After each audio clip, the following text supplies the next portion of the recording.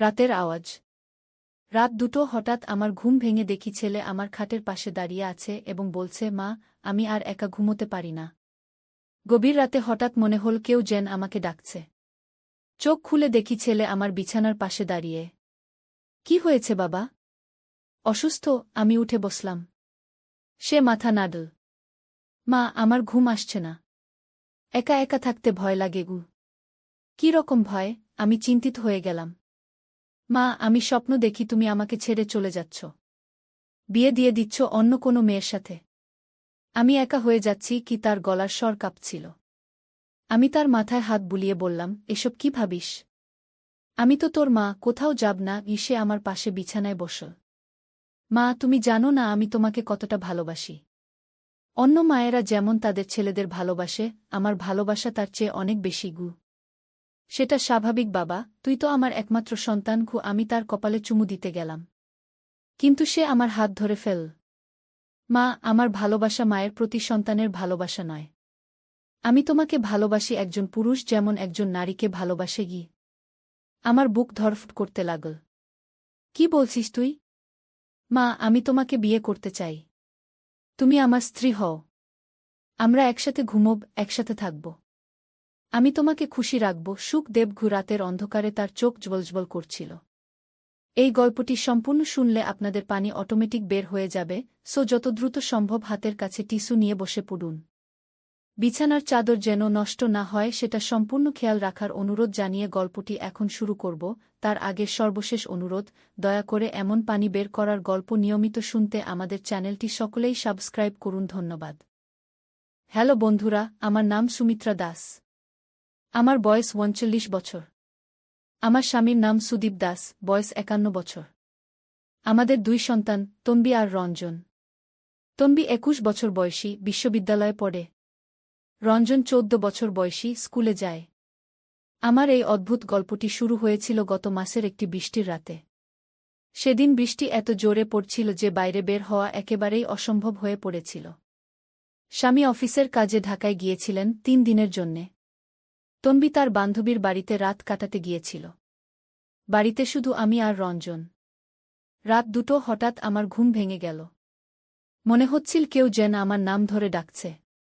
চোখ খুলে দেখি রঞ্জন আমার বিছানার পাশে দাঁড়িয়ে আছে। তার মুখটা ফ্যাকাশে, চোখে একটা অদ্ভুত চাহনি। কি হয়েছে বাবা? তুই কেন জেগে আছিস? আমি ঘড়ির দিকে তাকিয়ে বললাম। মা, আমার ভয় লাগছে। একা ঘুমোতে পারছি না কি? তার গলার স্বর কেমন যেন কাঁপছিল। আমি উঠে বসে তার হাত ধরলাম। হাত বেশ ঠান্ডা। কি রকম ভয় বাবা? স্বপ্ন দেখেছিস নাকি? মা, আমার মনে হচ্ছে তুমি আমাকে ছেড়ে কোথাও চলে যাবে। আমি একা হয়ে যাব। সে আমার হাত শক্ত করে ধরে রাখল। এসব কি ভাবিস তুই? আমি কোথাও যাব না গিয়ে আমি তার মাথায় হাত বুলিয়ে দিলাম। মা, তুমি জানো না আমি তোমাকে কতটা ভালোবাসি কি? তার কথায় কেমন একটা আবেগ ছিল যেটা আমাকে একটু অবাক করল। আমি জানি বাবা, তুই আমার ভালো ছেলে গু। না মা, আমার ভালোবাসা অন্যরকম। আমি তোমাকে এমনভাবে ভালোবাসি যেমন একজন পুরুষ একজন নারীকে ভালোবাসে গি। আমার সারা শরীর কেঁপে উঠল। কি বলছিস তুই? মা, আমি তোমাকে বিয়ে করতে চাই। তুমি আমার হয়ে যাও। আমরা একসাথে থাকব, একসাথে ঘুমোব গু। আমি হতবাক হয়ে গেলাম। এ কি বলছে আমার ছেলে? এত ছোট বয়সে এরকম কথা কিভাবে মাথায় আসল? রঞ্জন, তুই কি বলছিস জানিস? এসব কথা বলা ঠিক না গি।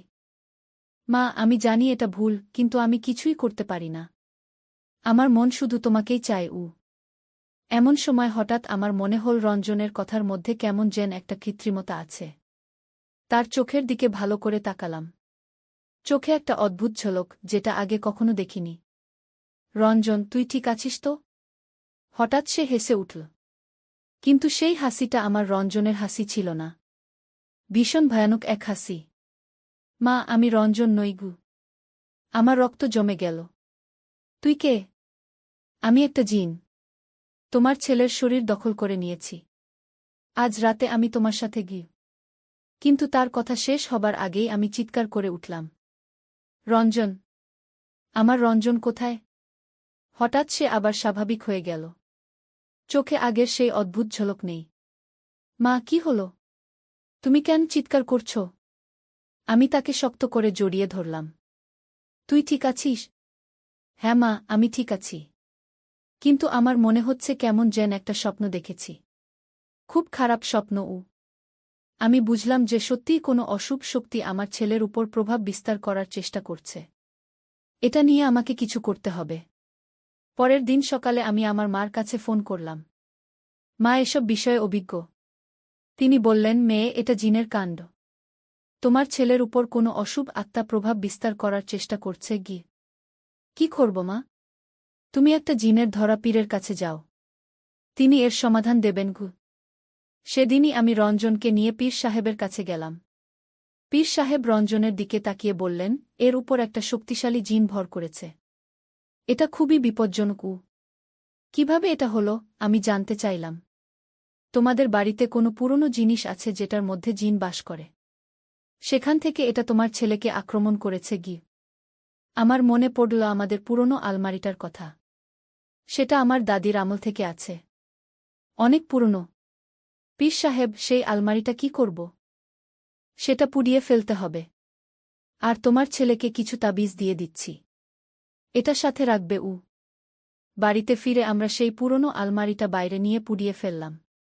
আলমারি পুড়তে থাকার সময় এক অদ্ভুত আওয়াজ শোনা গেল, যেন কেউ কান্নাকাটি করছে।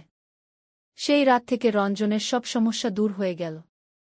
সে আবার আগের মতো স্বাভাবিক হয়ে উঠল। কিন্তু আমার মনে এখনও সেই ভয়ানক রাতের স্মৃতি রয়ে গেছে। কিছুদিন পর পীর সাহেব আমাদের বাড়িতে এসে বললেন, সেই জিনটা আসলে তোমার দাদির আমল থেকেই সেই আলমারিতে বাস করত।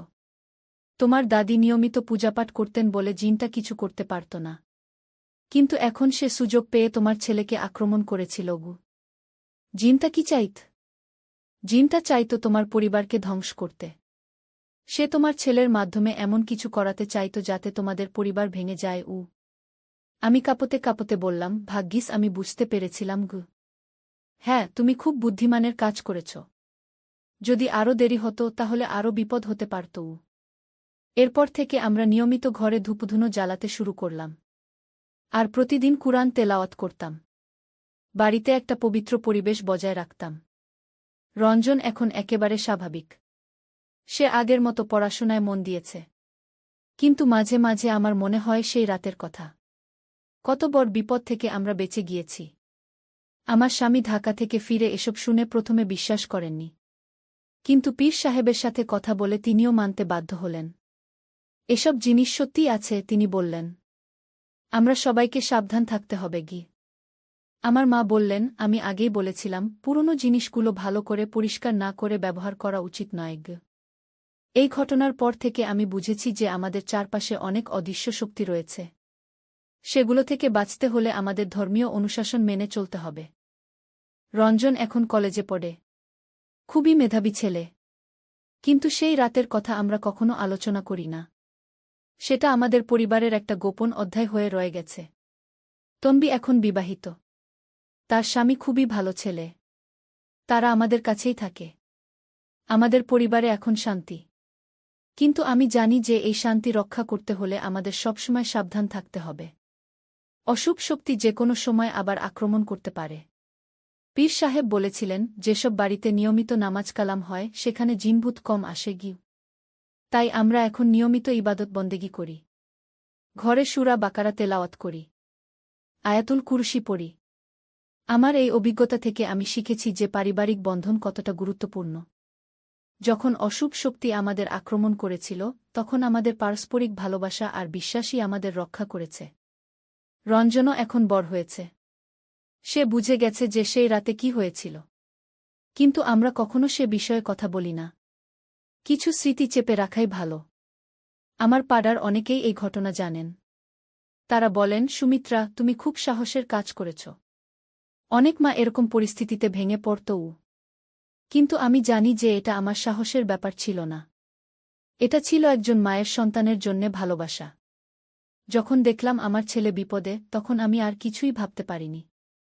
এই গল্পের শিক্ষা হচ্ছে আমাদের সবসময় সতর্ক থাকতে হবে। বিশেষ করে পুরনো জিনিসপত্র নিয়ে কাজ করার সময়।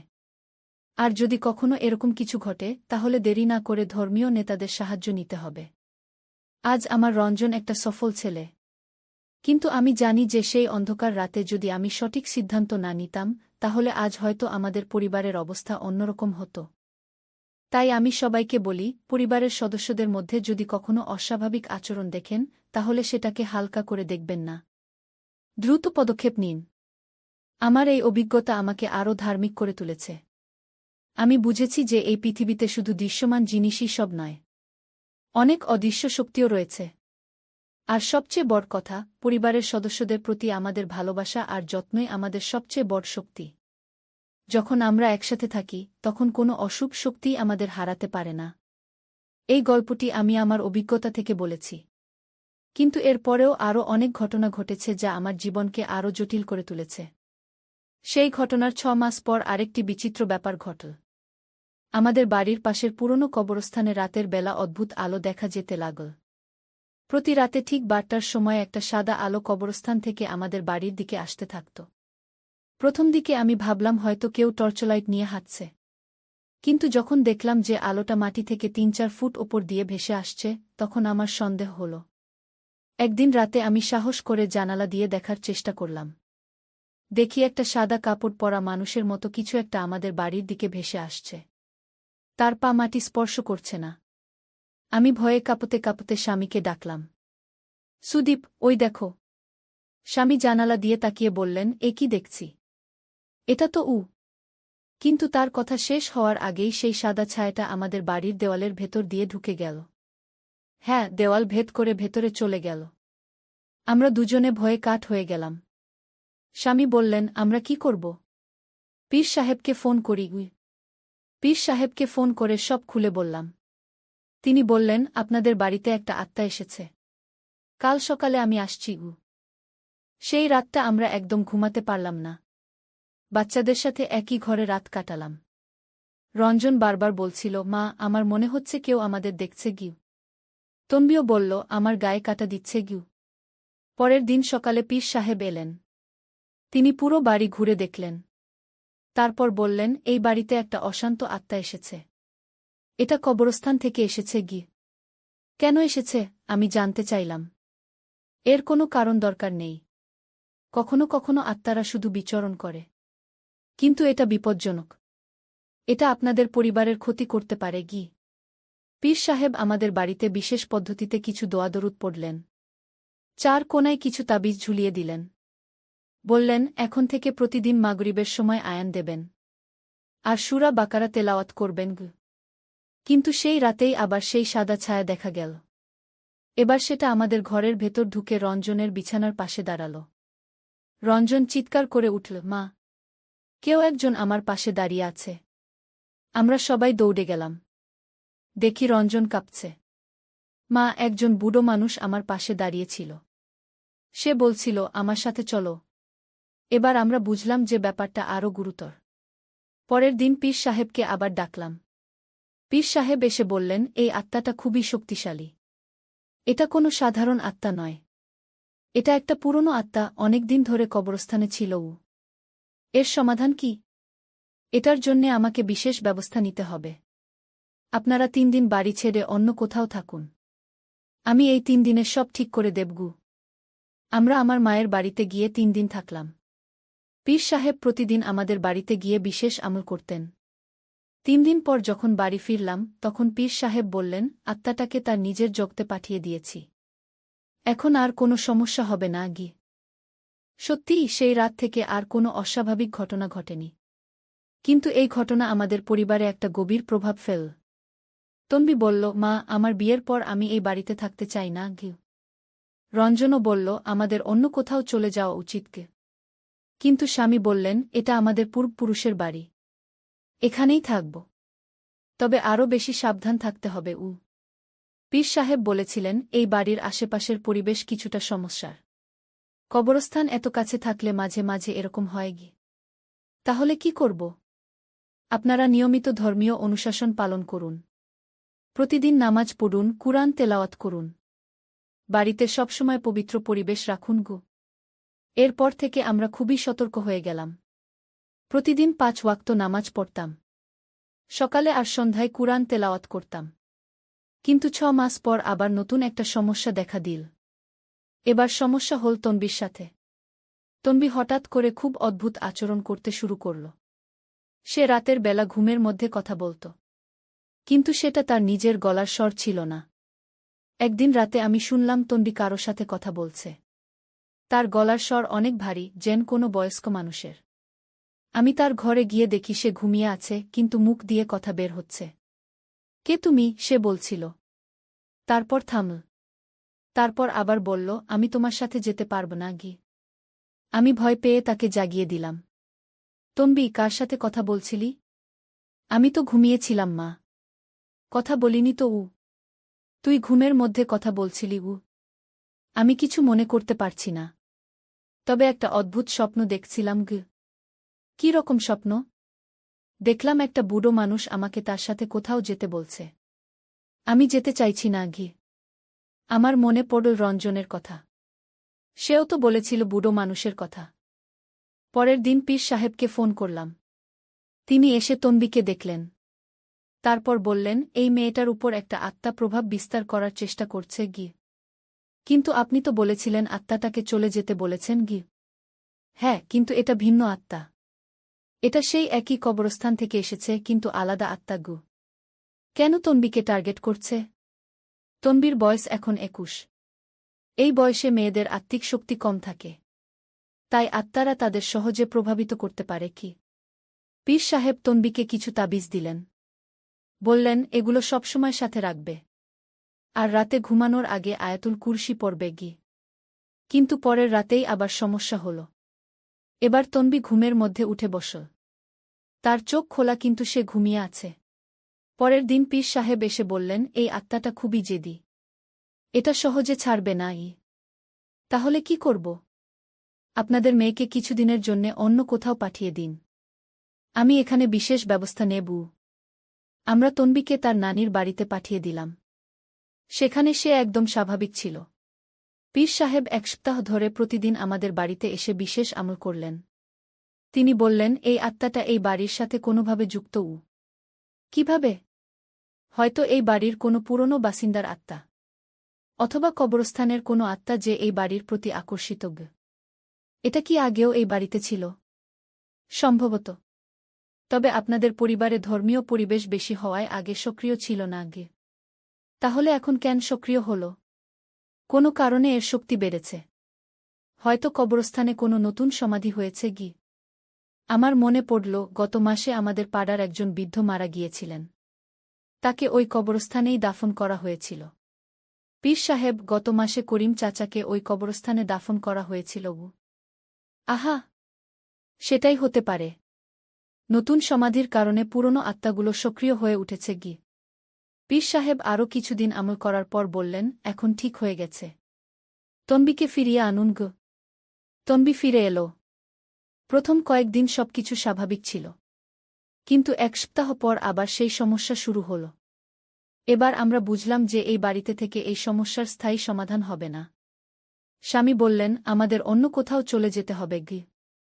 তনবিও বলল, মা, আমি আর এই বাড়িতে থাকতে পারব না গি। রঞ্জন বলল, আমারও ভয় লাগে গু।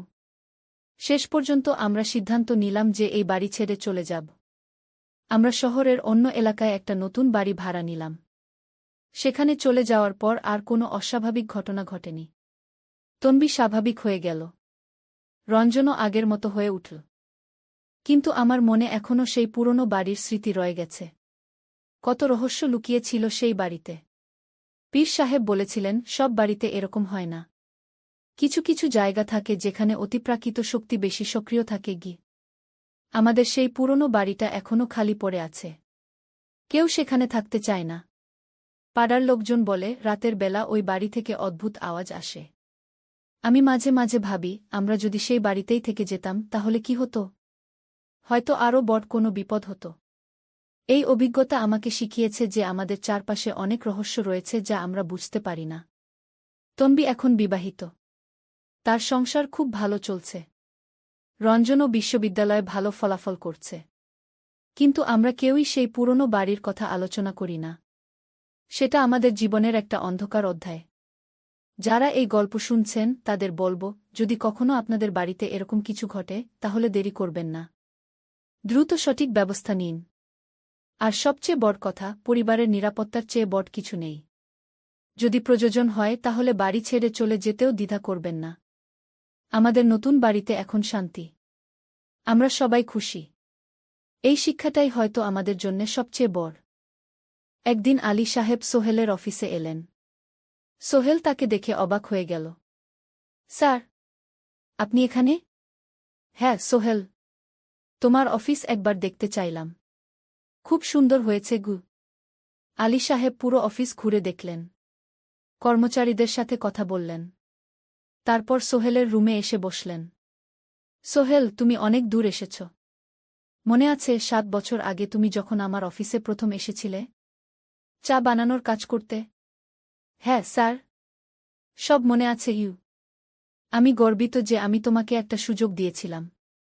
আর তুমি সেই সুযোগকে কাজে লাগিয়েছ। জানো সফলতার মূল সূত্র কি? কি স্যার? কঠোর পরিশ্রম, সততা আর হাল না ছাড়া। তোমার মধ্যে এই 3টা গুণই আছে গু। সোহেল চোখে জল নিয়ে বলল, আপনি না থাকলে আজ আমি এখানে পৌঁছাতে পারতাম না স্যার। না সোহেল, আমি শুধু একটা দরজা খুলে দিয়েছিলাম। ভেতরে ঢুকে পথ তৈরি করেছ তুমি নিজে গু। আলী সাহেব চলে যাওয়ার আগে বললেন, আমার একটা বড় প্রজেক্ট আছে। একটা 20 ফ্লোর বিজনেস টাওয়ার। আমি চাই তুমি এই প্রজেক্টে আমার সাথে পার্টনার হও। 50-50। রাজি? সোহেল অবাক হয়ে গেল। এত বড় প্রজেক্ট? স্যার, আমার কি যথেষ্ট সামর্থ্য আছে? আছে। আমি বিশ্বাস করি সোহেল রাজি হয়ে গেল। এটা তার জীবনের সবচেয়ে বড় প্রজেক্ট হবে। 50 অধ্যায়, বড় চ্যালেঞ্জ। 20 ফ্লোর বিজনেস টাওয়ারের কাজ শুরু হল। এটা সোহেলের জীবনের সবচেয়ে বড় চ্যালেঞ্জ। প্রজেক্টের বাজেট প্রায় 10 করোড় টাকা। সোহেলকে 5 করোড় টাকা ইনভেস্ট করতে হবে। সোহেল তার সব সঞ্চয়ে, ব্যাংক লোন আর কিছু ইনভেস্টর থেকে টাকা জোগাড় করল। এটা একটা বিশাল ঝুঁকি। যদি প্রজেক্ট ব্যর্থ হয়, সব শেষ। মিনা চিন্তিত ছিল। সোহেল, এত বড় ঝুঁকি নেওয়া ঠিক হবে? মিনা, জীবনে বড় কিছু করতে হলে ঝুঁকি নিতে হয়। আমি এই সুযোগ হাতছাড়া করতে চাই না গিয়ে। কিন্তু যদি কিছু ভুল হয়? ভুল হবে না। আমি আলী সাহেবের সাথে আছি। উনি আমাকে গাইড করবেন। প্রজেক্ট শুরু হল। প্রথম 6 মাস সব ভালোই চলছিল। কাজ সময়মতো হচ্ছে, বাজেট ঠিক আছে। কিন্তু 7 মাসের মাথায় একটা বড় সমস্যা দেখা দিল। একজন প্রধান ইনভেস্টর হঠাৎ তার টাকা ফেরত চাইলেন। তিনি অন্য একটা জরুরি কাজে টাকা লাগবে বলে জানালেন। 1 করোড় টাকা ফেরত দিতে হবে। সোহেল বিপদে পড়ে গেল। 1 করোড় টাকা এখন কোথায় পাবে? প্রজেক্টে সব টাকা ঢেলে দিয়েছে। সে আলী সাহেবের সাথে কথা বলল। আলী সাহেব বললেন, চিন্তা করো না, আমি ব্যবস্থা করছি। কিন্তু আলী সাহেবও বড় একটা প্রজেক্টে আটকে আছেন। তার হাতে লিকুইড ক্যাশ নেই। সোহেল অন্য ব্যাংক থেকে লোন নেওয়ার চেষ্টা করল। কিন্তু ব্যাংক বলল, ইতিমধ্যে তার অনেক লোন আছে, নতুন লোন দিতে পারবে না। সোহেল রাতে ঘুমাতে পারছিল না। খাওয়া দাওয়া বন্ধ করে দিয়েছিল। মিনা তাকে দেখে খুব চিন্তিত হয়ে গেল। সোহেল, প্লিজ নিজেকে এভাবে শেষ করে ফেলো না। কোনো একটা রাস্তা বের হবেই কি। কিন্তু সোহেল কোনো রাস্তা দেখতে পাচ্ছিল না। ইনভেস্টর 15 দিন সময় দিয়েছে। 15 দিনের মধ্যে টাকা ফেরত না দিলে তিনি আইনি ব্যবস্থা নেবেন। 10 দিন কেটে গেল। সোহেল কোনো সমাধান খুঁজে পেল না। সে প্রায় হাল ছেড়ে দিয়েছিল। 11 দিনের দিন একটা অপ্রত্যাশিত ঘটনা ঘটল। জাহিদ ভাই, সোহেলের পুরনো সহকর্মী, তার অফিসে এলেন। জাহিদ ভাই এখন একটা রিয়েল এস্টেট কোম্পানিতে সিনিয়র ম্যানেজার। সোহেল, আমি তোমার সমস্যার কথা শুনেছি গু। হ্যাঁ ভাই, আমি বিপদে পড়েছি। আমি তোমাকে সাহায্য করতে চাই। আমার কিছু সঞ্চয় আছে। 5 লাখ টাকা। তুমি নাও। সোহেল চোখে জল নিয়ে বলল, ভাই আমি কিছু বলার দরকার নেই। তুমি আমাকে অনেক কিছু শিখিয়েছ। তোমার কাছ থেকে পরিশ্রম আর সততা শিখেছি। এখন আমার পালা তোমাকে সাহায্য করার। জাহিদ ভাই চলে যাওয়ার পর আরও 2 জন এলো। একজন সোহেলের পুরনো ক্লায়েন্ট, আরেকজন তার কর্মচারী। 2 জন মিলে আরও 8 লাখ টাকা দিল। করিম মামা 20 লাখ টাকা ব্যবস্থা করলেন। তার কিছু বন্ধুদের কাছ থেকে ধার করে। মিনা তার সব গয়না বিক্রি করে 10 লাখ টাকা দিল। সবাই মিলে প্রায় 45 লাখ টাকা জোগাড় হল। বাকি 65 লাখ টাকা সোহেল তার অফিসের সব অ্যাসেট বিক্রি করে আর একটা প্রাইভেট ফিন্যান্স কোম্পানি থেকে উচ্চ সুদে লোন নিয়ে ব্যবস্থা করল। ঠিক 14 দিনের দিন সোহেল ইনভেস্টরকে 1 করোড় টাকা ফেরত দিল। ইনভেস্টর টাকা নিয়ে চলে গেলেন। সোহেল তার অফিসে ফিরে এসে চেয়ারে বসে কাঁদল। এত চাপ, এত টেনশন, সব যেন একসাথে বের হয়ে এল। মিনা এসে তাকে জড়িয়ে ধরল। আমরা পেরেছি সোহেল, আমরা পেরেছি গু। ষোড়শ অধ্যায়, পুনরুদ্ধার। এই ঘটনার পর সোহেল আরও সাবধান হয়ে গেল। সে বুঝল ব্যবসায় শুধু সাহস নয়, বুদ্ধিও লাগে। ঝুঁকি নিতে হয়, কিন্তু হিসাব করে। প্রজেক্ট চলতে থাকল। এবার সোহেল আরও সতর্কতার সাথে সবকিছু পরিচালনা করল। প্রতিটা খরচ হিসাব করল, প্রতিটা সিদ্ধান্ত ভেবেচিন্তে নিল। আরও 1 বছর পর 20 ফ্লোর বিজনেস টাওয়ার সম্পন্ন হল। চমৎকার বিল্ডিং, শহরের অন্যতম সুন্দর ভবন। বিল্ডিংয়ের উদ্বোধন অনুষ্ঠানে শহরের মেয়র এলেন। অনেক ব্যবসায়ী, সাংবাদিক এল। সোহেলের নাম পত্রিকায় ছাপা হল। স্বপ্নের শহরে এক তরুণ উদ্যোক্তার সফলতার গল্পও। প্রজেক্ট থেকে সোহেলের লাভ হল প্রায় 2 করোড় টাকা। এই টাকা দিয়ে সে সব ঋণ শোধ করল। জাহিদ ভাইয়ের টাকা ফেরত দিল। করিম মামার ঋণ শোধ করল। যারা সাহায্য করেছিল সবাইকে টাকা ফেরত দিল। মিনার জন্য নতুন গয়না কিন। আরও সুন্দর। তার মাকে গ্রামে একটা নতুন পাকা বাড়ি বানিয়ে দিল। মা কাঁদতে কাঁদতে বললেন, তোর বাবা বেঁচে থাকলে কত খুশি হতো। তুই আমার সব স্বপ্ন পূরণ করেছিস গে। সোহেল নিজেদের জন্য একটা ফ্ল্যাট কিন। 4 রুমের ফ্ল্যাট, সমুদ্রের কাছে। এখন আর ভাড়া বাড়িতে থাকতে হয় না। সপ্তদশ অধ্যায়, প্রতিদান। সোহেল এখন একজন প্রতিষ্ঠিত উদ্যোক্তা। কিন্তু সে তার শেখ ভোলেনি। যে গ্রাম থেকে সে এসেছে, যারা তাকে সাহায্য করেছে, কাউকেই ভোলেনি। সে তার গ্রামে একটা স্কুল বানিয়ে দিল। সোহেল ফাউন্ডেশন স্কুল কু গরিব ছেলেমেয়েরা ফ্রিতে পড়তে পারবে। ভালো শিক্ষক নিযোগ দিল। ভালো পড়াশোনার ব্যবস্থা করল। শহরে একটা ফ্রি মেডিকেল ক্লিনিক খুল। গরিব মানুষরা ফ্রিতে চিকিৎসা পাবে। প্রতি বছর 10 জন মেধাবী কিন্তু গরিব ছাত্রছাত্রীকে স্কলারশিপ দেওয়া শুরু করল। তারা বিনামূল্যে পড়াশোনা করতে পারবে। একদিন একটা টিভি চ্যানেল সোহেলের ইন্টারভিউ নিতে এল। আপনার সফলতার গোপন সূত্র কি? সোহেল একটু ভেবে বলল, কঠোর পরিশ্রম, সততা আর হাল না ছাড়া। এই 3টা জিনিস যদি কারো মধ্যে থাকে, সে যে কোনো কিছু অর্জন করতে পারে। আর সবচেয়ে বড় কথা, যারা আমাকে সাহায্য করেছে তাদের ছাড়া আমি কিছুই না। একা কেউ সফল হতে পারে না গি। আপনার পরবর্তী স্বপ্ন কি? আমি চাই আরও মানুষকে সাহায্য করতে। আমার মতো যারা গ্রাম থেকে শহরে আসে তাদের জন্য একটা ট্রেনিং সেন্টার খুলব। তারা সেখানে বিভিন্ন স্কিল শিখতে পারবে, চাকরি পাবে, নিজের পায়ে দাঁড়াতে পারবে গু। অষ্টাদশ অধ্যায়, নতুন প্রজন্ম। আরও 5 বছর কেটে গেল। সোহেল এখন 45 বছরের। তার মেয়ে সারা এখন 9 বছরের। স্কুলে ক্লাস 4-এ পড়ে।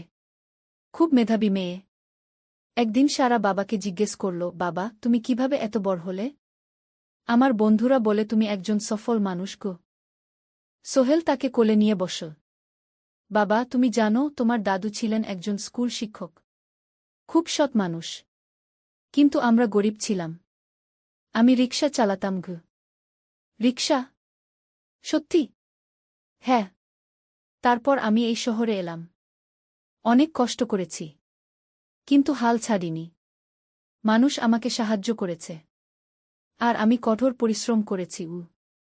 বাবা, আমিও কি তোমার মতো হতে পারব? অবশ্যই পারবে বাবা। তবে মনে রেখো, সফলতা মানে শুধু টাকা পয়সা না। সফলতা মানে ভালো মানুষ হওয়া, অন্যদের সাহায্য করা, সৎ থাকা। সারা মাথা নাডল। আমি ভালো মানুষ হব বাবা।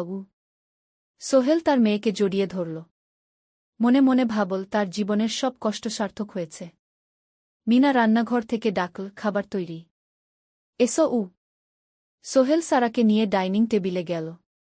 ঋতু এসেছে। সে এখন বিয়ে করেছে, তার একটা ছেলে হয়েছে। সোহেলের মা মাঝে মাঝে চট্টগ্রামে বেড়াতে আসেন। আজও এসেছেন। সবাই মিলে খেতে বসল। হাসিগল্পে ভরা পরিবার। সোহেল তাকাল তার মায়ের দিকে, মিনার দিকে, সারার দিকে, ঋতুর দিকে। মনে হলো জীবনে আর কি চাই। খাওয়া শেষে সবাই বসে রইল। গল্প করছিল। হঠাৎ সোহেলের ফোন বাজল। অফিস থেকে। একটা জরুরি বিষয়। সোহেল ফোন রেখে দিয়ে মিনাকে বলল, একটা নতুন প্রজেক্টের প্রস্তাব এসেছে। একটা এতিমখানা বানানোর কাজ। সরকারি প্রজেক্ট। তুমি নেবে? অবশ্যই। এটা আমার স্বপ্নের প্রজেক্ট। যেসব বাচ্চাদের বাবা মা নেই তাদের জন্য একটা সুন্দর জায়গা। মিনা হাসল। তুমি কখনো বদলাও না।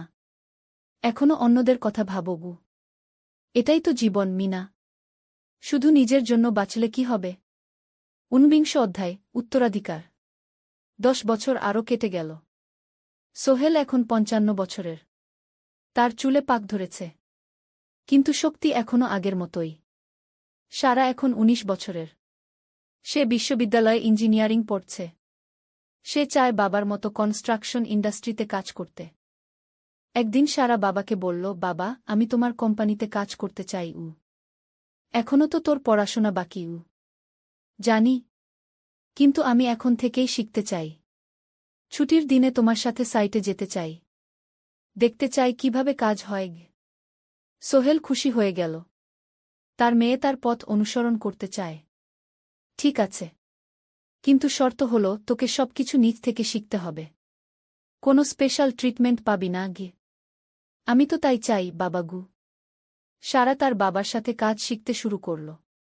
সে দেখল কিভাবে শ্রমিকরা কাজ করে, কিভাবে ম্যাটেরিয়াল বাছাই করতে হয়, কিভাবে একটা প্রজেক্ট ম্যানেজ করতে হয়। সোহেল তাকে কোনো সহজ পথ দিল না।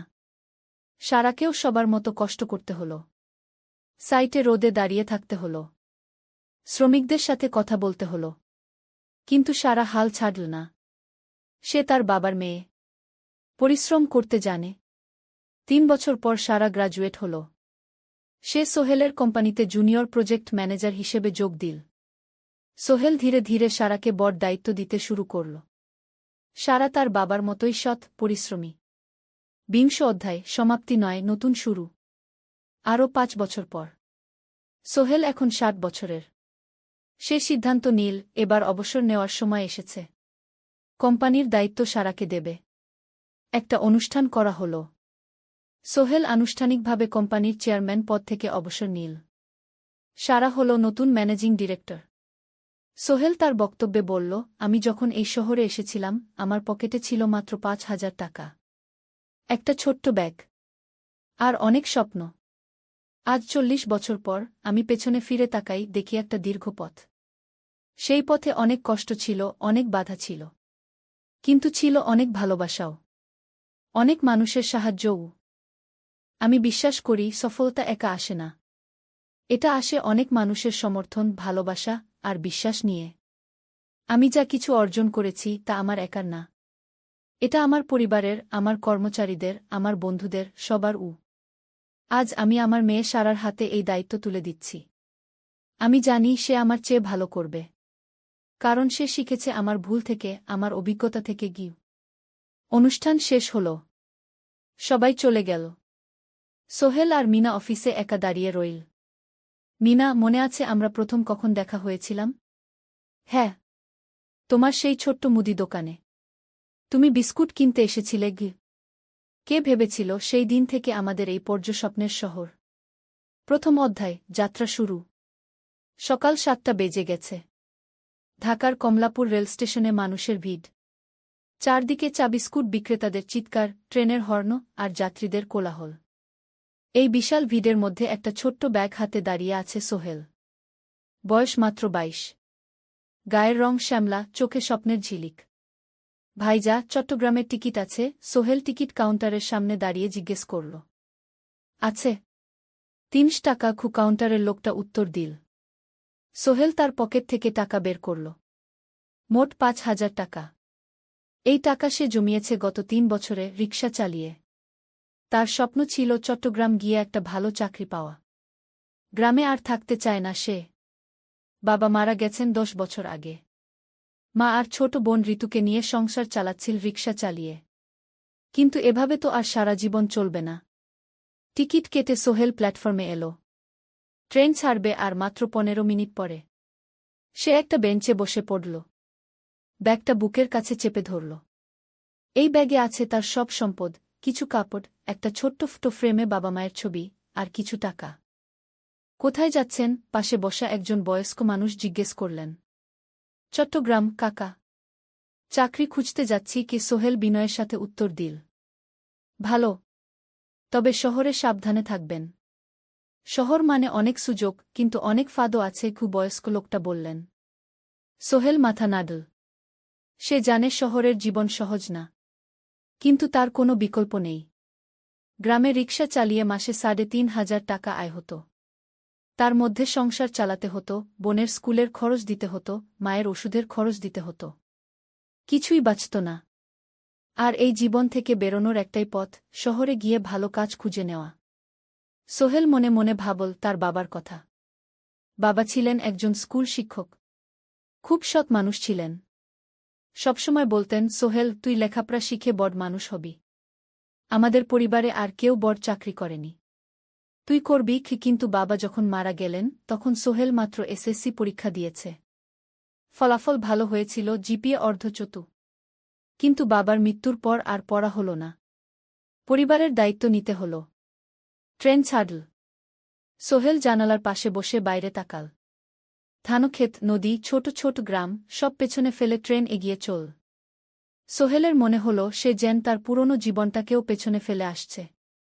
ট্রেনে একজন হকার এসে চা বিক্রি করছিল। সোহেল একটা চা কিনল। 10 টাকা। চা খেতে খেতে সে ভাবছিল, চট্টগ্রাম পৌঁছে কি হবে? করিম মামা তাকে সাহায্য করবেন তো? চাকরি পাওয়া যাবে তো? করিম মামা আসলে সোহেলের খুব দূর সম্পর্কের মামা। সোহেলের দাদির বোনের ছেলে। অনেক বছর আগে গ্রাম ছেড়ে চট্টগ্রামে চলে গিয়েছিলেন। সেখানে একটা কনস্ট্রাকশন কোম্পানিতে কাজ করেন। বছরে একবার দুবার গ্রামে আসতেন। গত বছর যখন এসেছিলেন তখন সোহেলের মাকে বলেছিলেন সোহেলকে চট্টগ্রাম পাঠান। আমি একটা কাজের ব্যবস্থা করে দেব। সেই কথাতেই ভরসা করে সোহেল আজ এই যাত্রা। দ্বিতীয় অধ্যায়, নতুন শহর। চট্টগ্রাম পৌঁছাতে প্রায় 6 ঘণ্টা লেগে গেল। দুপুর 1টা বাজে। সোহেল স্টেশন থেকে বের হয়ে শহরের রাস্তায় দাঁড়াল। কি বিশাল শহর! এত গাড়ি, এত মানুষ। চারদিকে উঁচু উঁচু বিল্ডিং, দোকানপাট, মানুষের ভিড়। সোহেল কিছুক্ষণ দাঁড়িয়ে থাকল, সব কিছু দেখতে দেখতে। তার মনে হচ্ছিল সে যেন অন্য কোনো পৃথিবীতে এসে পড়েছে। তার পকেটে একটা ছোট্ট কাগজ আছে। সেখানে লেখা একটা ঠিকানা, করিম মিয়া, বাড়ি নং 23, রোড নং 5, আগ্রাবাদ, চট্টগ্রামকে। সোহেল একটা রিকশা ডাকল। কত নেবেন আগ্রাবাদ যেতে? 50 টাকা গু। সোহেল রিকশায় উঠল। রাস্তার দুধারে দোকান, মার্কেট, অফিস, সব কিছু দেখতে দেখতে সে অবাক হয়ে গেল। এত বড় শহর, এত কিছু! গ্রামের সেই ছোট্ট বাজারের সাথে কোনো তুলনাই হয় না। প্রায় আধা ঘণ্টা পর রিকশা একটা পুরনো বাড়ির সামনে থামল। 3 তলা বাড়ি, কিন্তু রং উঠে গেছে। সিঁড়ি দিয়ে উঠে 3য় তলায় করিম মামার ফ্ল্যাটে নক করল। দরজা খুলল এক মধ্যবয়সী মহিলা। কে? আসসালামু আলাইকুম, আপা। আমি সোহেল। নোয়াখালীর গ্রাম থেকে এসেছি। করিম মামা বাড়িতে আছেন? মহিলা তাকে মাথা থেকে পা পর্যন্ত দেখল। করিম তো অফিসে গেছে। তুমি কে? কোথা থেকে এসেছ? সোহেল সব খুলে বলল। মহিলা তাকে ভেতরে ঢুকতে দিল। বসো। করিম সন্ধ্যায় ফিরবে গু। ফ্ল্যাটটা ছোট। 2টো রুম, একটা ছোট্ট রান্নাঘর, আর একটা বাথরুম। কিন্তু সোহেলের কাছে খুব সুন্দর লাগল। গ্রামের সেই টিনের ঘরের চেয়ে তো অনেক ভালো। মহিলা তার নাম জানাল, সালমা। করিম মামার স্ত্রী। তাদের 2টো ছেলে, একজন ক্লাস 8-এ পড়ে, আরেকজন ক্লাস 5-এ।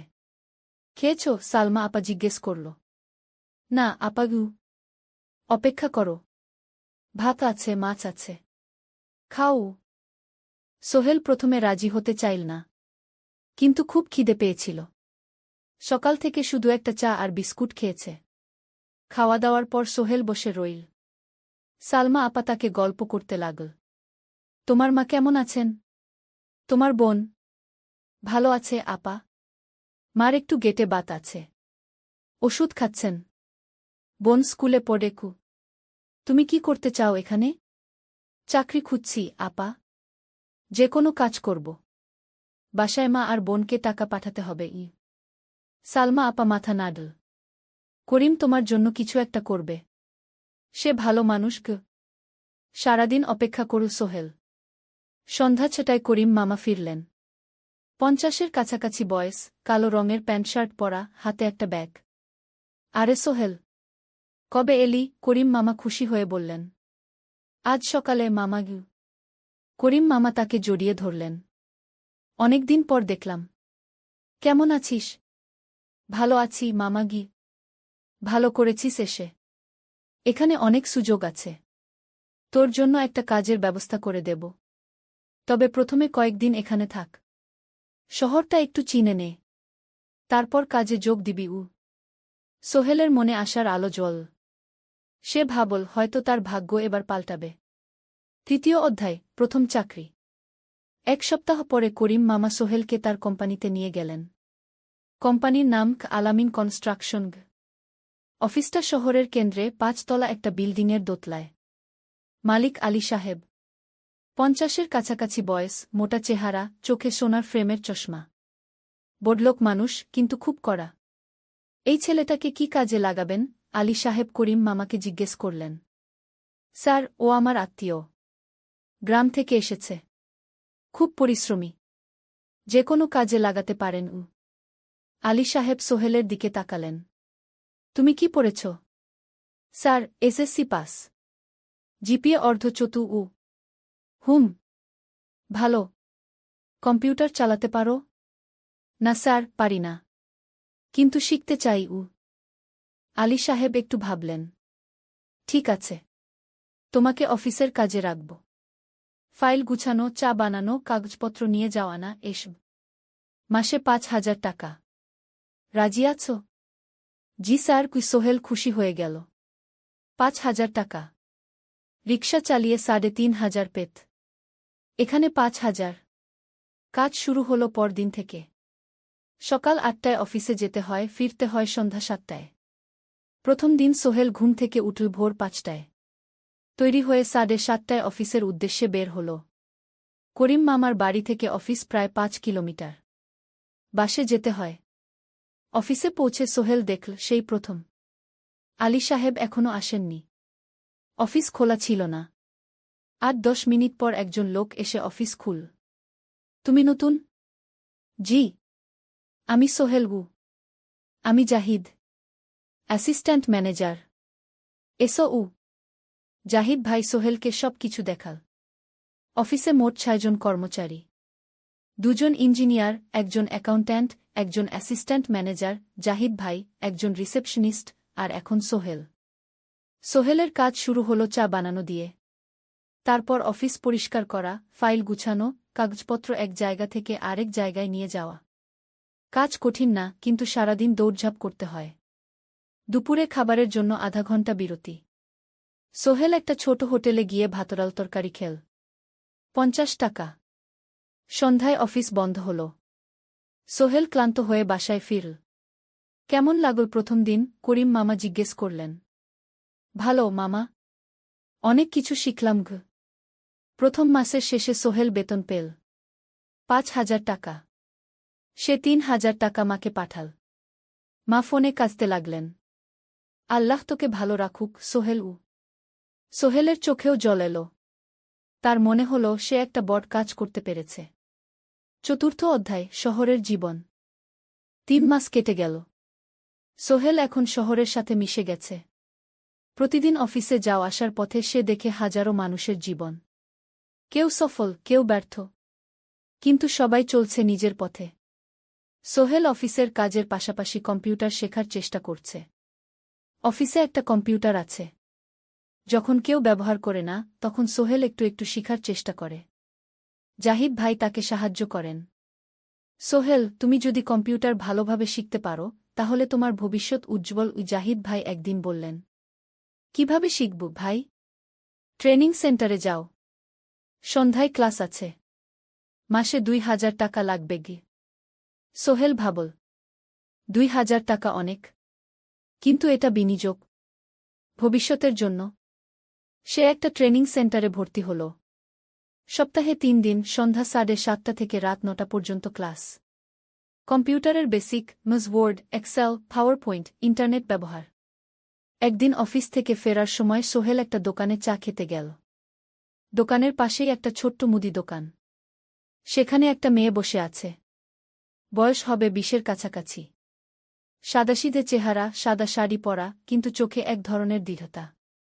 ভাইজা, এক প্যাকেট বিস্কুট দেন কি? সোহেল বলল। মেয়েটা বিস্কুট দিল। 20 টাকা। সোহেল টাকা দিয়ে যাচ্ছিল, হঠাৎ মেয়েটা বলল, আপনি নতুন এসেছেন এই এলাকায়, তাই না? হ্যাঁ। 3 মাস হল। কিভাবে বুঝলেন? আপনার চেহারা দেখেই বোঝা যায়। এখনও গ্রামের ছোঁয়া আছে। আর আপনি প্রতিদিন এই পথ দিয়ে যান। দেখেছি কি? মেয়েটা হাসল। সোহেলও হেসে ফেল। আপনি খুব পর্যবেক্ষক মনে হচ্ছে গি।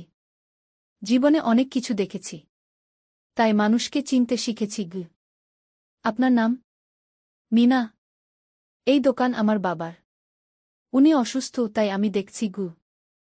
সেদিন থেকে সোহেল প্রায়ই সেই দোকানে যেতে শুরু করল। মিনার সাথে গল্প করত। ধীরে ধীরে তাদের মধ্যে একটা বন্ধুত্ব তৈরি হল। মিনাও তার জীবনের গল্প বলল। মিনার মা মারা গেছেন যখন সে মাত্র 7 বছরের। বাবা আব্দুল হামিদ একা হাতে মিনাকে বড় করেছেন। মুদি দোকান দিয়ে সংসার চালান। মিনা কলেজে পড়ে, অনার্স 2nd ইয়ার। সকালে কলেজে যায়, দুপুরে ফিরে এসে দোকান সামলায়। বাবার হার্টের সমস্যা আছে, তাই ভারী কাজ করতে পারেন না। তোমার স্বপ্ন কি? একদিন সোহেল জিজ্ঞেস করল। গ্র্যাজুয়েশন শেষ করে একটা ভালো চাকরি করব। তারপর বাবাকে ভালো চিকিৎসা করাব। তুমি? আমিও চাকরি করে পরিবারকে ভালোভাবে দেখভাল করতে চাই। মা আর বোনকে নিয়ে শহরে আনব একদিন গু। দুজনেই নিজেদের স্বপ্নের কথা বলতে গিয়ে বুঝল তাদের স্বপ্ন অনেকটা একই রকম। 5ম অধ্যায়, বিপদ। 6 মাস কেটে গেল। সোহেল এখন আলী সাহেবের খুব প্রিয় কর্মচারী। সে শুধু চা বিস্কুট দেওয়ার কাজই করে না, এখন কম্পিউটারেও কিছু কাজ শিখেছে। ছোটখাটো টাইপিং, ডেটা এন্ট্রি, এসব করতে পারে। আলী সাহেব খুশি হয়ে তার বেতন বাড়িয়ে 8,000 টাকা করে দিয়েছেন। একদিন রাতে সোহেল অফিস থেকে ফিরছিল। সেদিন একটু দেরি হয়ে গেছে। রাত প্রায় 9টা। সাধারণত সোহেল সন্ধ্যা 7:30টায় ফিরে। কিন্তু সেদিন অফিসে একটা জরুরি কাজ ছিল। বাস থেকে নেমে সোহেল বাড়ির দিকে হাঁটছিল। হঠাৎ একটা অন্ধকার গলিতে 3 জন লোক তাকে ঘিরে ধরল। তাদের চেহারা দেখেই বোঝা যাচ্ছিল ভালো উদ্দেশ্য নিয়ে আসেনি। টাকা দে তাড়াতাড়ি, একজন বলল। তার হাতে একটা ছুরি। সোহেল ভয় পেয়ে গেল। ভাই, আমার কাছে খুব কম টাকা আছে গি। যা আছে দে। তাড়াতাড়ি করো। সোহেল কাঁপতে কাঁপতে তার পকেট থেকে 5 টাকা বের করে দিল। এই টাকা দিয়ে সে বাজার করবে ভেবেছিল। কিন্তু ছিনতাইকারীরা সন্তুষ্ট হল না। শুধু 5 টাকা? তোর ব্যাগে কি আছে? তারা সোহেলের ব্যাগ কেড়ে নিল। ব্যাগে ছিল তার মোবাইল, কম্পিউটার ট্রেনিং সেন্টারের সার্টিফিকেট আর কিছু গুরুত্বপূর্ণ কাগজপত্র। না ভাই, ব্যাগটা ফেরত দেন। ওতে আমার জরুরি জিনিস আছে। মোবাইল নিয়ে নেন, কিন্তু ব্যাগটা দেন গু। কিন্তু ওরা শুনল না। একজন সোহেলকে জোরে ধাক্কা দিল। সোহেল পড়ে গেল। মাথা রাস্তার কংক্রিটে ধাক্কা লেগে গেল। রক্ত বের হল। 3 জন দৌড়ে পালিয়ে গেল। কিছুক্ষণ সোহেল অজ্ঞান হয়ে পড়ে রইল। তারপর ধীরে ধীরে জ্ঞান ফিরল। মাথায় প্রচণ্ড ব্যথা। সে উঠে দাঁড়ানোর চেষ্টা করল, কিন্তু মাথা ঘুরছিল। কোনোমতে একটা দেয়াল ধরে দাঁড়াল। একজন পথচারী তাকে দেখে থামল। কি হয়েছে ভাই? ছিনতাই হয়েছে গি? এসো, আমি তোমাকে হাসপাতালে নিয়ে যাই। কিন্তু সোহেল রাজি হল না। না, ঠিক আছি। বাড়ি যেতে পারব। সে কোনোমতে করিম মামার বাড়িতে পৌঁছাল। দরজা খুলেই সালমা আপা চিৎকার করে উঠলেন। ও আল্লাহ! কি হয়েছে? করিম মামা দৌড়ে এলেন। সোহেলকে ভেতরে নিয়ে গেলেন। তার মাথায় জল ঢেলে রক্ত পরিষ্কার করলেন। ক্ষতটা বেশ গভীর। হাসপাতালে যেতে হবে কি? করিম মামা বললেন। তারা একটা অটোরিকশা নিয়ে নিকটস্থ হাসপাতালে গেলেন।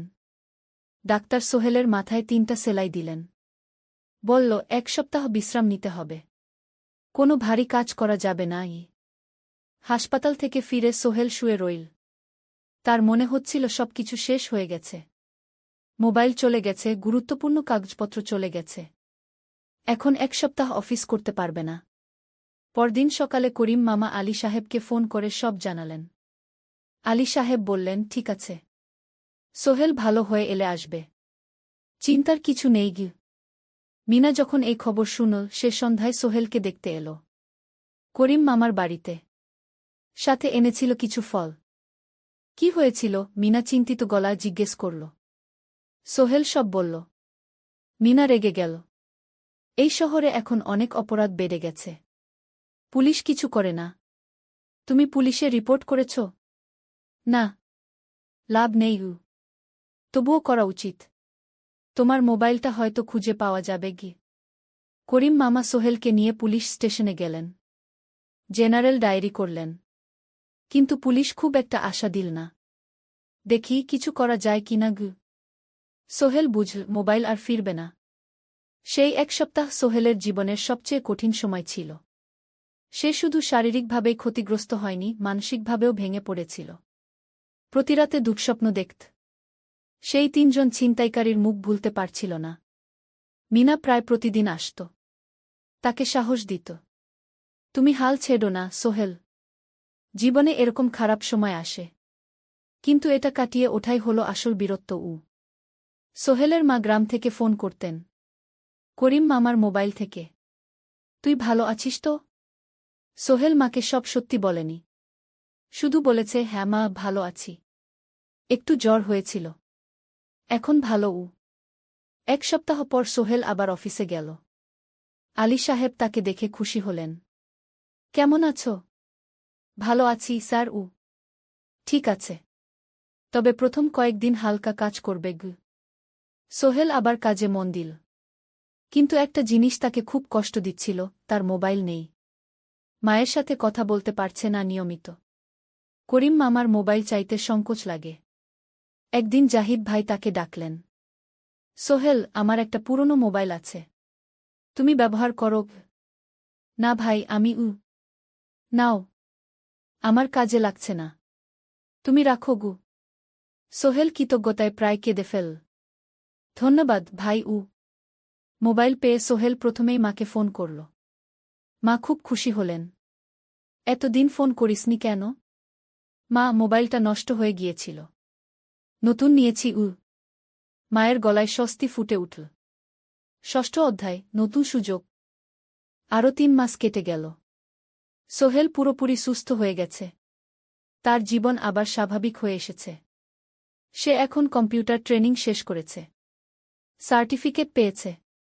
কিন্তু একটা ঘটনা তার জীবনে বড় পরিবর্তন নিয়ে এলো। একদিন সকালে আলী সাহেব তাকে ডাকলেন। সোহেল, বসো। সোহেল বসল। মনে একটু ভয় লাগছিল। আলী সাহেব কি তাকে বকবেন? সোহেল, তুমি তো এখন কম্পিউটার চালাতে পারো? জি স্যার, একটু একটু শিখেছি। ভালো। আমি তোমার কাজ দেখছি। তুমি খুব পরিশ্রমী আর সৎ। আমাদের কোম্পানিতে এরকম মানুষের দরকার গু। সোহেল কিছু বুঝতে পারছিল না। আমি তোমাকে একটা সুযোগ দিতে চাই। আমাদের কোম্পানি একটা ট্রেনিং প্রোগ্রাম চালু করছে নতুন কর্মচারীদের জন্য। 6 মাসের কোর্স। কম্পিউটার, অ্যাকাউন্টিং, ভবন নির্মাণের হিসাব নিকাশ, প্রজেক্ট ম্যানেজমেন্ট সব শিখবে। কোম্পানি সব খরচ দেবে। ট্রেনিংয়ের সময় তোমার বেতনও চলবে। রাজি আছো? সোহেল বিশ্বাস করতে পারছিল না। স্যার, সত্যি? আমাকে এত বড় সুযোগ দিচ্ছেন? হ্যাঁ। তুমি ভালো ছেলে, পরিশ্রমী। আমি তোমাকে এগিয়ে দিতে চাই। ভবিষ্যতে তুমি এই কোম্পানির একজন গুরুত্বপূর্ণ কর্মচারী হবে। সোহেল কৃতজ্ঞতায় প্রায় কেঁদে ফেল। ধন্যবাদ স্যার। আমি কঠোর পরিশ্রম করব। আমি জানি। সেদিন সন্ধ্যায় সোহেল মিনার দোকানে গেল। মিনাকে খবরটা দিল। মিনা খুব খুশি হল। তার চোখে জল এসে গেল। তুমি পারবে সোহেল। আমি জানি। সোহেল তার মা আর বোনকেও ফোন করে খবরটা দিল। মা কাঁদতে লাগলেন। তোর বাবা বেঁচে থাকলে কত খুশি হতো। ট্রেনিং শুরু হলো পরের মাস থেকে। প্রতিদিন সকালে ৩ ঘণ্টা ক্লাস, তারপর বাকি সময় অফিসের কাজ। ক্লাসে ৫ জন নতুন কর্মচারী। সবাই তরুণ, উৎসাহী। শিক্ষক ছিলেন একজন অভিজ্ঞ ইঞ্জিনিয়ার। নাম রহিম স্যার। তিনি খুব ভালোভাবে সব কিছু বুঝাতেন। কম্পিউটার অ্যাকাউন্টিং, এক্সেলে জটিল ক্যালকুলেশন, প্রজেক্টের বাজেট তৈরি, সময় ব্যবস্থাপনা, সব। সোহেল পুরো মনোযোগ দিয়ে শিখতে লাগল। সন্ধ্যায় বাড়ি ফিরে প্র্যাকটিস করত। করিম মামার ছেলের কাছ থেকে একটা ল্যাপটপ ধার নিত কখনো কখনো। ৬ মাস পরে ট্রেনিং শেষ হল। সবাই সার্টিফিকেট পেল। আলী সাহেব একটা অনুষ্ঠান করলেন। সোহেল সেরা পারফর্মার হিসেবে একটা বিশেষ পুরস্কার পেল, ৫,০০০ টাকা বোনাস। আলী সাহেব ঘোষণা করলেন, সোহেল, আজ থেকে তুমি আমাদের জুনিয়র অ্যাকাউন্ট অ্যাসিস্ট্যান্ট।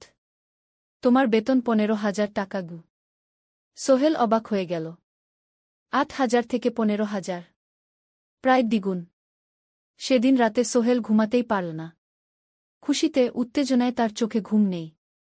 সে ভাবল তার জীবন কিভাবে বদলে যাচ্ছে। ২ বছর আগে যে রিকশা চালাত, আজ সে একটা নামকরা কোম্পানির অ্যাকাউন্ট অ্যাসিস্ট্যান্ট। ৭ম অধ্যায়, প্রেম ও প্রস্তাব। ১.৫ বছর হয়ে গেল সোহেলের চট্টগ্রাম আসার। সে এখন একজন সফল যুবক। তার মা গ্রামে খুব খুশি। প্রতি মাসে সোহেল ১০,০০০ টাকা পাঠায়। ছোট বোন ঋতু এখন কলেজে ভর্তি হয়েছে সোহেলের পাঠানো টাকায়। মায়ের চিকিৎসাও ভালোভাবে হচ্ছে। মিনার সাথে সোহেলের সম্পর্ক এখন আর শুধু বন্ধুত্ব নয়। দুজন দুজনকে ভালোবাসে। কিন্তু কেউ কাউকে সরাসরি বলার সাহস পায়নি। প্রতিদিন দেখা হয়, গল্প হয়, কিন্তু সেই একটা কথা বলা হয়ে ওঠে না। একদিন শুক্রবার ছুটির দিন। সোহেল মিনাকে বলল, আজ কি একটু ঘুরতে যাবে? কোথায়? পতেঙ্গা বিচ। তুমি কি কখনো গেছ? না। কিন্তু আমার দোকান গু। শুক্রবার। তোমার বাবা সামলাবে গু। মিনা রাজি হয়ে গেল। দুপুরে দুজনে বাস নিয়ে পতেঙ্গা গেল। সমুদ্র দেখে মিনা অবাক হয়ে গেল। কি সুন্দর! দুজনে বালিতে বসল। ঢেউয়ের শব্দ শুনতে শুনতে গল্প করছিল। হঠাৎ সোহেল বলল, মিনা, তোমার সাথে কিছু বলার ছিল। বলো। সোহেল একটা লম্বা শ্বাস নিল। তুমি জানো, আমি তোমাকে ভালোবাসি। মিনা হাসল। তার চোখ ভিজে গেল। জানি। আমিও তোমাকে ভালোবাসি, সোহেল গু। সোহেল অবাক হয়ে গেল। সত্যি? হ্যাঁ। অনেকদিন ধরেই জানি। তুমি আমার জীবনে এসে সব কিছু বদলে দিয়েছ। তোমার সাথে থাকলে আমার মনে হয় আমি যে কোনো কিছু করতে পারব গু।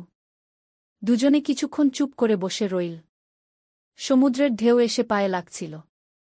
সূর্য পশ্চিমে ঢলে পড়ছে। আকাশ লালকুমলা হয়ে গেছে। কিন্তু আমার বাবার সাথে কথা বলতে হবে কি? মিনা বলল।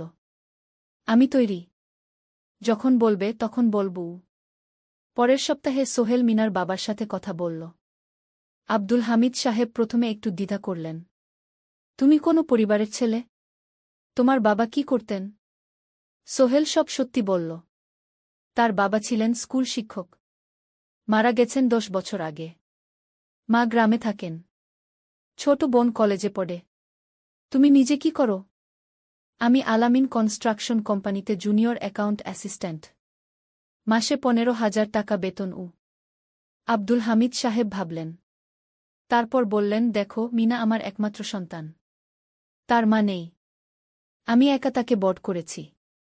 আমি চাই মিনা একজন ভালো ছেলের সাথে বিয়ে হোক। তুমি দেখতে ভালো ছেলে মনে হচ্ছে। কিন্তু আমাকে তোমার মায়ের সাথে দেখা করতে হবে। তোমার পরিবারকে জানতে হবে গু। জি, আঙ্কেল। আমি ব্যবস্থা করছি। সোহেল খুশিতে আটখানা। সে সেদিন রাতেই তার মাকে ফোন করল। মাকে সব বলল। মা প্রথমে অবাক হলেন। তারপর খুশি হলেন। মিনা মেয়েটা কেমন? খুব ভালো, মা। তুমি দেখলে পছন্দ করবে গি। ঠিক আছে। আমি আর ঋতু আসছি চট্টগ্রাম। ২ সপ্তাহ পর সোহেলের মা আর বোন চট্টগ্রাম এল। সোহেল তাদের নিয়ে মিনার বাড়িতে গেল। ২ পরিবার একসাথে বসল। মিনার বাবা সোহেলের মাকে দেখে খুশি হলেন। সোহেলের মা সহজ সরল ভদ্রমহিলা। আপনার ছেলে খুব ভালো। মিনা তাকে পছন্দ করে। আমিও রাজি গো, আব্দুল হামিদ সাহেব বললেন। আমার সোহেল সৎ ছেলে। মিনাকে খুব ভালোবাসে। আমি জানি ও মিনাকে সুখে রাখবে কি সোহেলের মা বললেন। বিয়ের তারিখ ঠিক হল 3 মাস পর। এই 3 মাসে সোহেল যথেষ্ট টাকা জমাবে। বিয়ে হবে সাদামাটা কিন্তু সুন্দর। অষ্টম অধ্যায়, নতুন পথ। 3 মাস কেটে গেল দ্রুত। সোহেল প্রতিদিন কঠোর পরিশ্রম করছিল। অফিসে তার কাজের প্রশংসা হচ্ছে। আলী সাহেব তাকে এখন ছোটখাটো প্রজেক্টের হিসাব দেখতে দিচ্ছেন। সোহেল তার সঞ্চিত টাকা দিয়ে বিয়ের আয়োজন করল।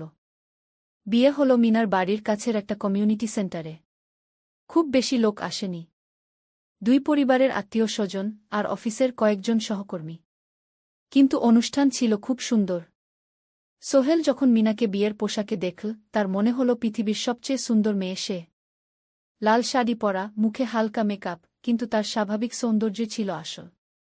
বিয়ের পর সোহেল একটা ছোট্ট ফ্ল্যাট ভাড়া নিল।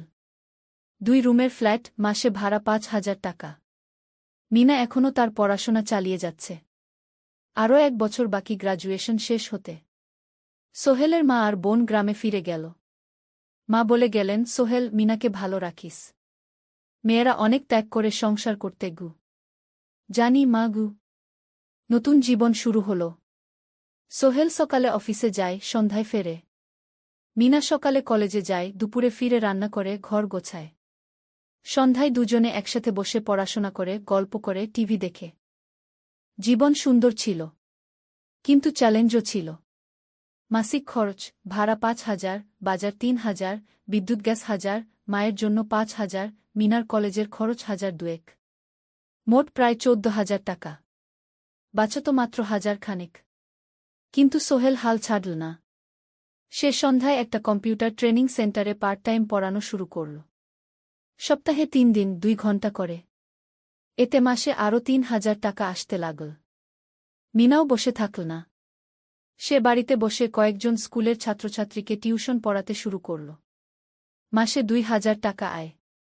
এভাবে কেটে গেল 6 মাস। দুজন মিলে পরিবার চালাচ্ছে, স্বপ্ন দেখছে। একদিন সোহেল বলল, মিনা, আমি একটা নতুন স্বপ্ন দেখছি গু। কি? আমি নিজে একটা ছোট্ট কনস্ট্রাকশন কোম্পানি খুলতে চাই। ছোট ছোট প্রজেক্ট নেব। বাড়ি মেরামত, ছোট বিল্ডিং বানানো, এসব। তোমার কি যথেষ্ট অভিজ্ঞতা আছে? আছে। আমি 2 বছর ধরে এই কাজের সাথে জড়িত। অনেক কিছু শিখেছি। আর আলী সাহেবও আমাকে সাহায্য করবেন গু। কিন্তু টাকা কোথায়? কোম্পানি খুলতে তো অনেক টাকা লাগবে গি। আমি জমাচ্ছি। আরও 1 বছর কাজ করব। তারপর চেষ্টা করব। মিনা তাকে সমর্থন দিল। তুমি পারবে। তোমার মধ্যে সেই শক্তি আছে গি। নবম অধ্যায়, চ্যালেঞ্জের সময়। কিন্তু ভাগ্য সবসময় অনুকূলে থাকে না। সোহেল যখন স্বপ্ন দেখছিল নিজের কোম্পানি খোলার, তখনই একটা বড় সমস্যা এল। আলী সাহেবের কোম্পানি একটা বড় প্রজেক্ট পেয়েছিল। একটা 10তলা বিল্ডিং বানানোর কাজ। কিন্তু প্রজেক্টের প্রধান ইনভেস্টর হঠাৎ পালিয়ে গেল। তিনি কোম্পানির কাছ থেকে প্রায় 50 লাখ টাকা নিয়ে গেছেন, কিন্তু কাজ শেষ হয়নি। কোম্পানি বড় ক্ষতির মুখে পড়ল। আলী সাহেব অনেক কর্মচারীকে ছাঁটাই করতে বাধ্য হলেন। প্রায় 10 জনকে চাকরি থেকে বাদ দিলেন। বাকিদের বেতন কমাতে হল। সোহেলকে আলী সাহেব ডেকে বললেন, সোহেল, আমি তোমাকে রাখতে চাই। তুমি বিশ্বস্ত কর্মচারী। কিন্তু তোমার বেতন কমাতে হবে। 15,000 থেকে 10,000। সোহেল মনে মনে চিন্তায় পড়ে গেল। 10,000 টাকায় সংসার চলবে কিভাবে? মায়ের খরচ, ভাড়া, বাজার সব মিলিয়ে তো 14,000 টাকা লাগে। কিন্তু সে কিছু বলল না। ঠিক আছে স্যার। বাড়ি ফিরে সোহেল মিনাকে সব বলল। মিনা চিন্তিত হয়ে গেল। এখন কি হবে? চিন্তা করো না। আমি পার্ট টাইম টিউশনির সময় বাড়াব। আর তুমিও বেশি করে টিউশন নাও। কিন্তু আমার তো পড়াশোনাও আছে গি। জানি। কিন্তু এখন এটাই করতে হবে গু। সোহেল সন্ধ্যায় আরও 2টো জায়গায় পার্ট টাইম কাজ খুঁজল। একটা দোকানে সন্ধ্যায় হিসাব দেখার কাজ পেল। মাসে 2,000 টাকা। আরেকটা জায়গায় সপ্তাহান্তে কম্পিউটার রিপেয়ারের কাজ পেল। মাসে 1,500 টাকা। মিনাও 3 জন নতুন স্টুডেন্ট নিল টিউশনে। তার আয় বাড়ল 2,000 থেকে 3,500। কঠিন সময় ছিল।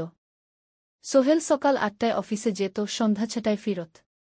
তারপর একটু বিশ্রাম নিয়ে ৭:৩০টায় বের হতো পার্ট টাইম কাজে। রাত ১০টায় বাড়ি ফিরত। রবি সোমবার কম্পিউটার রিপেয়ারের কাজ। মিনাও সকালে কলেজে যেত, দুপুরে ফিরে রান্না করত, তারপর বিকেলে টিউশন পড়াত। রাতে খাওয়া দাওয়ার পর পড়াশোনা করত। দুজনেরই শরীর খারাপ হতে শুরু করল। সোহেল একদিন অফিসে অজ্ঞান হয়ে পড়ে গেল। ডাক্তার দেখাতে নিয়ে গেল।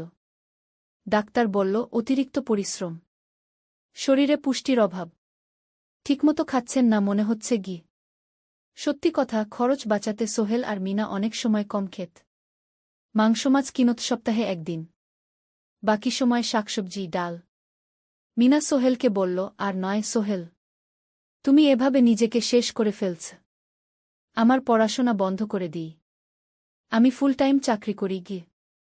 না, সোহেল জোর দিয়ে বলল, তোমার পড়াশোনা বন্ধ হবে না, আরও মাত্র ৬ মাস বাকি, তুমি গ্রাজুয়েট হবেই গু।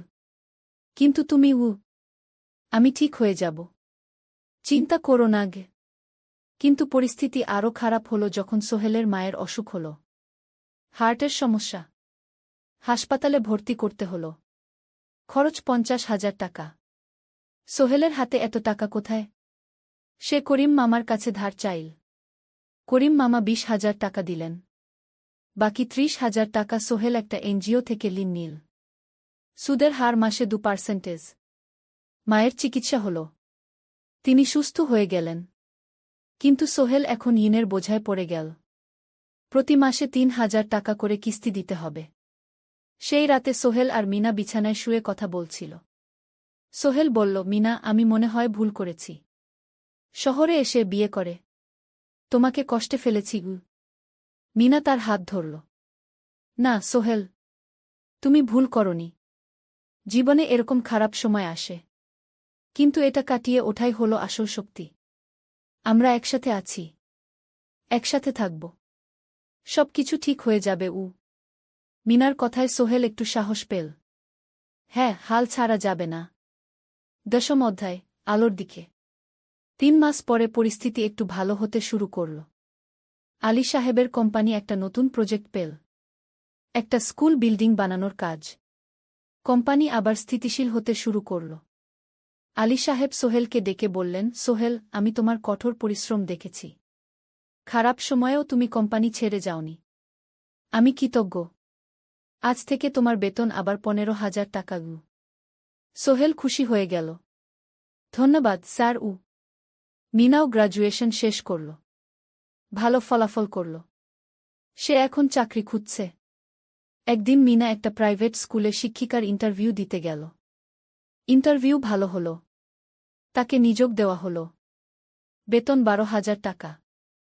সেদিন সন্ধ্যায় দুজনে মিলে একটা ছোট্ট পার্টি করল। একটা বিরিয়ানি কিনল, কোমল পানীয় কিনল। দুজনে মিলে খেল। আমরা পেরেছি সোহেল, মিনা বলল। হ্যাঁ, আমরা পেরেছি গু। এখন দুজনের মিলিয়ে আয় ২৭,০০০ টাকা। খরচ চালানোর পর প্রায় ১০,০০০ টাকা বাঁচে। সোহেল এই টাকা দিয়ে লোন শোধ করতে শুরু করল। পার্ট টাইম কাজগুলো ছেড়ে দিল।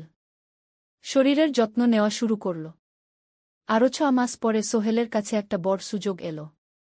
আলী সাহেব একদিন তাকে ডাকলেন। সোহেল, তুমি কি নিজের ব্যবসা করতে চাও? স্যার, আমি তোমাকে একটা ছোট্ট প্রজেক্ট দিতে চাই। একটা ৩ তলা বিল্ডিংয়ের কনস্ট্রাকশন। তুমি ম্যানেজ করবে, আমি শুধু সুপারভাইজ করব। লাভের ৫০% তোমার গু। সোহেল ভাবল, এটা একটা বড় সুযোগ, কিন্তু ঝুঁকিও আছে। যদি কাজটা ভালোভাবে না হয়? স্যার, আমি চেষ্টা করব। কিন্তু যদি ভুল হয়? ভুল হবে না, আমি তোমার উপর বিশ্বাস রাখছি। তুমি পারবে গু। সোহেল রাজি হয়ে গেল। এই প্রজেক্ট তার জীবনে টার্নিং পয়েন্ট হতে পারে। ১১ অধ্যায়, স্বপ্ন পূরণের পথে। পরের ৬ মাস সোহেল খুব কঠোর পরিশ্রম করল। প্রজেক্টটা ম্যানেজ করা সহজ ছিল না। শ্রমিক নিযোগ, ম্যাটেরিয়াল কেনা, কাজের তদারকি, সময়মতো কাজ শেষ করা, সব দায়িত্ব তার। প্রথম ২ মাস খুব চাপের মধ্যে গেল। একদিন একজন শ্রমিক কাজ করতে গিয়ে আহত হল। সোহেল তাকে হাসপাতালে নিয়ে গেল, তার চিকিৎসার খরচ দিল। এতে প্রজেক্টের বাজেট একটু বাড়ল, কিন্তু সোহেল জানত এটা করা দরকার। আরেকদিন ভুল ম্যাটেরিয়াল ডেলিভারি হল। সোহেল সেগুলো ফেরত পাঠাল, সঠিক জিনিস আনাল। এতে 3 দিন দেরি হল, কিন্তু কাজের মান ঠিক রইল। মিনা তাকে সবসময় সাপোর্ট করছিল। সে এখন চাকরিতে স্থিতিশীল। স্কুলের বাচ্চারা তাকে পছন্দ করে। প্রিন্সিপাল তার কাজে খুশি। প্রজেক্ট শেষ হল 6 মাসে। সময়মতো, বাজেটের মধ্যে। বিল্ডিংয়ের মালিক খুব খুশি হলেন। তিনি আলী সাহেবকে ধন্যবাদ দিলেন। আলী সাহেব বললেন, ধন্যবাদ আমাকে না, এই ছেলেকে দিন। সোহেল পুরো প্রজেক্ট ম্যানেজ করেছে। প্রজেক্ট থেকে মোট লাভ হল 3 লাখ টাকা। সোহেল পেল 1.5 লাখ টাকা। তার জীবনে এত টাকা এই প্রথম। সে করিম মামার ঋণ শোধ করল। এনজিওর বাকি ঋণ শোধ করল। তারপর তার মাকে 50,000 টাকা পাঠাল। মা দিয়ে গ্রামের বাড়িটা একটু মেরামত করাল, বোন ঋতুর জন্য একটা ল্যাপটপ কিনল। বাকি টাকা দিয়ে সোহেল একটা ব্যাংক অ্যাকাউন্টে জমা রাখল ভবিষ্যতের জন্য। আলী সাহেব সোহেলকে আরও 2টো প্রজেক্ট দিলেন। এবার একটু বড়। সোহেল আত্মবিশ্বাসের সাথে সেগুলোও শেষ করল। 2 বছর পরে সোহেল সিদ্ধান্ত নিল, এবার নিজের কোম্পানি খোলার সময় এসেছে। দ্বাদশ অধ্যায়, নতুন শুরু। সোহেল তার সব জমানো টাকা দিয়ে একটা ছোট্ট অফিস ভাড়া নিল। 2 রুমের অফিস। একটা রুমে কাজের জায়গা, আরেকটায় ছোট্ট মিটিং রুম। অফিসের সামনে একটা বোর্ড লাগাল, Sohel construction and development. Mina তাকে সাহায্য করছিল। সে অফিসের অ্যাকাউন্টস দেখত সন্ধ্যায় স্কুল থেকে ফিরে। দুজন মিলে একটা টিম। প্রথমে ছোট ছোট কাজ নিল। বাড়ি মেরামত, দোকান সংস্কার, ছোট বিল্ডিং কনস্ট্রাকশন। কাজের মান ভালো রাখার চেষ্টা করল। সময়মতো শেষ করল। দাম ন্যায্য রাখল। ধীরে ধীরে সোহেলের সুনাম ছড়িয়ে পড়ল। মানুষ তাকে বিশ্বাস করত। তার কাছে নতুন নতুন কাজ আসতে লাগল। প্রথম বছর খুব কষ্ট হল। কখনো লাভ হতো, কখনো লস। কিন্তু সোহেল থেমে থাকল না। সে শিখতে লাগল ব্যবসা কিভাবে চালাতে হয়। দ্বিতীয় বছরে পরিস্থিতি ভালো হল। সোহেল এখন 3 জন স্থায়ী কর্মচারী নিয়োগ দিল। একজন ইঞ্জিনিয়ার, একজন সুপারভাইজার, একজন অফিস সহায়ক। তৃতীয় বছরে একটা বড় প্রজেক্ট পেল। একটা স্কুল বিল্ডিং বানানোর কাজ। 5 তলা বিল্ডিং। সোহেল পুরো মনোযোগ দিয়ে কাজটা করল। শ্রমিকদের ভালো বেতন দিল, ভালো ম্যাটেরিয়াল ব্যবহার করল, সময়মতো কাজ শেষ করল। স্কুল কর্তৃপক্ষ খুব খুশি হল। তারা সোহেলের কাজের প্রশংসা করল। এই প্রজেক্ট থেকে সোহেল প্রায় 5 লাখ টাকা লাভ করল। এই টাকা দিয়ে সে আরও ভালো একটা অফিস নিল। আরও কর্মচারী নিয়োগ দিল। এখন তার কোম্পানিতে 10 জন স্থায়ী কর্মচারী। প্রজেক্ট অনুযায়ী আরও শ্রমিক নিয়োগ দেওয়া হয়। ত্রয়োদশ অধ্যায়, পরিবার। এদিকে সোহেল আর মিনার সংসারেও খুশির খবর এল। মিনা গর্ভবতী। 9 মাস পর তাদের একটা মেয়ে হল। নাম রাখল সারা। সারা যখন জন্মাল, সোহেলের মা আর বোন চট্টগ্রামে এল। মা 1 মাস থেকে গেলেন। মিনাকে সাহায্য করলেন। সোহেল এখন একটা বড় ফ্ল্যাট ভাড়া নিয়েছে। 3 রুমের ফ্ল্যাট। একটা রুমে সোহেল, মিনা, একটায় সারা, আরেকটায় অতিথি রুম। মায়ের জন্য সোহেল সিদ্ধান্ত নিল তাকে চট্টগ্রামে নিয়ে আসবে। গ্রামে একা থাকা ঠিক না। কিন্তু মা রাজি হলেন না। না বাবা, আমি গ্রামেই থাকব। এখানে আমার পরিচিত মানুষ আছে। তোর বোনকে নিয়ে যা। ও ঢাকায় পড়ছে, চট্টগ্রামে এনে ভালো কোথাও ভর্তি করিয়ে দেগি। সোহেল তাই করল। ঋতুকে চট্টগ্রাম বিশ্ববিদ্যালয়ে ভর্তি করিয়ে দিল। ঋতু এখন সোহেলের ফ্ল্যাটে থাকে, বিশ্ববিদ্যালয়ে পড়ে। সোহেলের মনে হল তার জীবন এখন পরিপূর্ণ। স্ত্রী, মেয়ে, বোন সবাই তার কাছে। ব্যবসা ভালো চলছে। মা গ্রামে সুখে আছেন।